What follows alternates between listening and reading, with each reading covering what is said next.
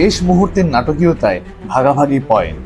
এমিরেটসের রাতটা শুরু হয়েছিল আতঙ্ক দিয়ে, শেষ হলো স্বস্তির দীর্ঘশ্বাসে। ম্যাচের নবম মিনিটেই এর্লিং হালান্ড গোল করে ম্যানচেস্টার সিটিকে এগিয়ে দেন। এত তাড়াতাড়ি গোল হজম করার পর আর্সেনাল অনেকক্ষণ ধরে চেষ্টা করেও সমতায় ফিরতে পারছিল না। ম্যাচের নিয়ন্ত্রণ, পজিশন, পাস সবই ছিল লন্ডনের এই দলটির দখলে, কিন্তু শেষ মুহূর্ত পর্যন্ত ফলাফল তাদের পক্ষে যাচ্ছিল না।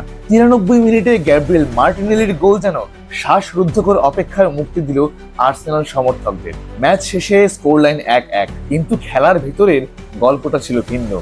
আর্সেনাল ছিল আধিপত্যশীল, ম্যান সিটি ছিল সুযোগ সন্ধানী। ম্যাচের পরিসংখ্যান বলছে আর্সেনাল 12টি শট নিয়েছে, যেখানে সিটি নিয়েছে মাত্র 5টি। বল দখলেও আর্সেনাল 68% আর সিটি 32%। পাসের অ্যাকুরেসি সবখানে এগিয়ে ছিল আর্তেতার দল। তবে লক্ষ্যভেদী শটে দুই দলই সমান। এটা প্রমাণ করে সিটির ক্লাস এখনো ক্ষীণ হয়নি।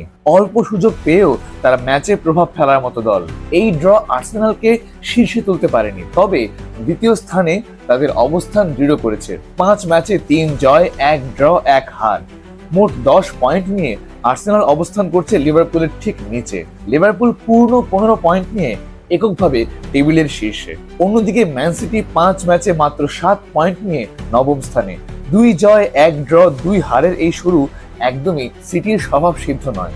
সাধারণত মৌসুমের এই পর্যায়ে তারা লিগের শীর্ষ 3-এ থাকে। এবারের শুরুটা কিছুটা অনিশ্চয়তারই ইঙ্গিত দিচ্ছে। টেবিল বলছে লিভারপুল আপাতত সবার ওপরে, আর আর্সেনাল টিকে আছে দৌড়ে।